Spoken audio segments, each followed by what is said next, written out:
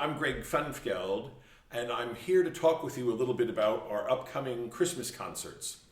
On December 11 and 12, we'll be doing parts 1, 2, and 3 of Bach's magnificent Christmas Oratorio. And I very much hope that you'll join us. On Saturday night, the 11th of December, we're at the First Presbyterian Church in Allentown. And on Sunday, December 12, we're at the First Presbyterian Church in Bethlehem. And that concert will additionally be live streamed. So you can see us online or you can come and be with us in person. In either case, I very much hope that you'll join us on one of those opportunities. Bach's Christmas Oratorio was written for the first 3 days of Christmas.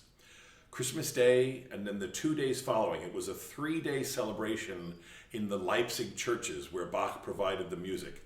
It's a festive, jubilant, exalted piece of music for trumpets, flutes, 4 oboes, bassoon, strings, and continuo instruments. It's absolutely wonderful, and I hope you'll join us. The Christmas Oratorio had its first performance in America in 1901 at the Second Bach Festival in Bethlehem here. It was done and again in 1904. And a review of that said this, I think this is fascinating. No other community in the United States probably could celebrate the Nativity as Bethlehem, Pennsylvania celebrated it last week. On Wednesday, Thursday, and Friday, Bach's cheerful and moving Christmas Oratorio, interspersed with other compositions by Bach, including the stirring 5-part Magnificat and the wonderful unaccompanied 8-part motet, Sing Ye to the Lord, was given in the Moravian Church. The chorus consisted of the Bach Choir, a musical institution of which the whole country has reason to be proud, composed of voices from Bethlehem and neighboring towns. I feel the same way. This is an organization of which the whole country can be proud, and our singers come from Bethlehem and the neighboring towns now just as they did then. The Christmas Oratorio opens with a magnificent chorus for the full orchestra of trumpets, timpani, flutes, oboes, all the continuo instruments and strings.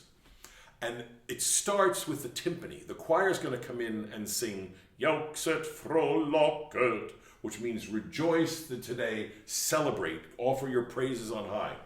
And the choir sings, and the timpani plays what the choir is going to sing. That's the first thing you hear. That's on the timpani, and then he adds kind of a fanfare.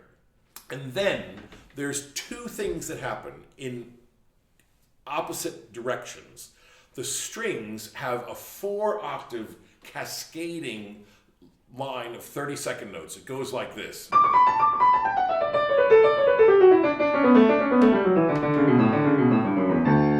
It starts with the first violins.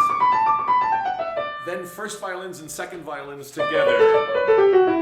Second violins and violas. Cello and bass. So you have this 4-octave.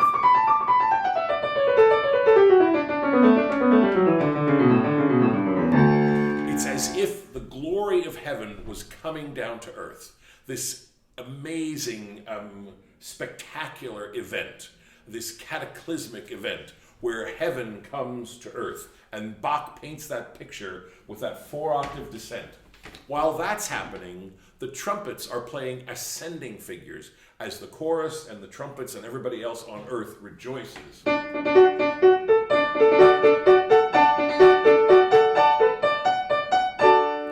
So you have that descending figure in the strings, the ascending figure in the trumpets, as if the praise of God is going up to meet the incarnate God coming down to earth. It's just a spectacular moment. And then the chorus comes in, and it's a jubilant, really ecstatic piece of music. The first aria is sung by the alto, and it's a famous piece called Bereite dich Zion. Prepare your heart, Zion, with tender feelings. Make ready, because the Holy One, the most lovely one, comes to dwell in your heart. It's a melody you may know.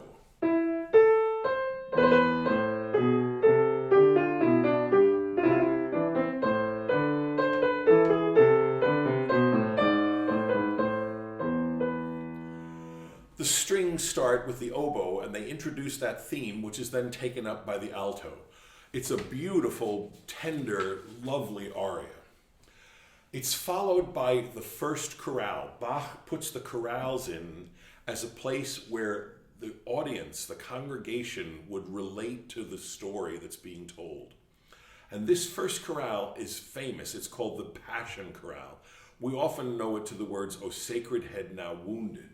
But here, it talks about how will I properly welcome you. And this is the melody.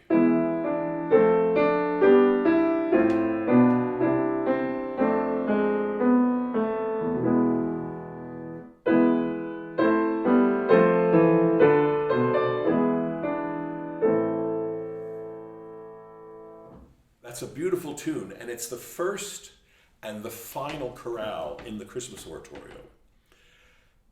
Bach is saying here that the incarnation leads to the atonement. Salvation comes through the incarnation, which leads to the atonement, the sacrifice that Jesus would make. And so he starts with that Passion Chorale, beautifully harmonized.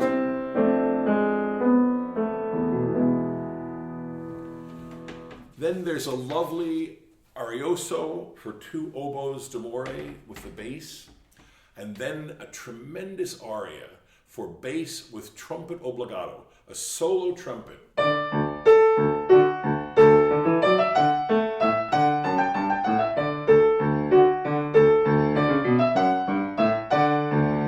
So that's the trumpet voice in my right hand. He's accompanied by flute and all of the strings of the orchestra. And the bass comes in and talks about great ruler, mighty king, dearest Savior, how wonderful it is that you have come to us. Then there's a beautiful closing chorale setting a verse of Martin Luther's lovely children's Christmas hymn, this beautiful tune.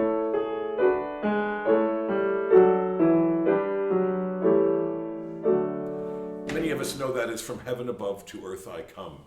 And the trumpets come back, and there are these beautiful fanfares for the trumpets and timpani between the lines of the chorale.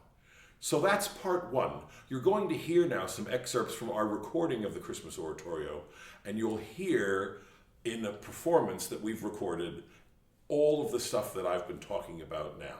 So I hope you'll enjoy it. And again, join us for these concerts, either live streamed or in person, December 10 and 11. Hope to see you then. Thank you.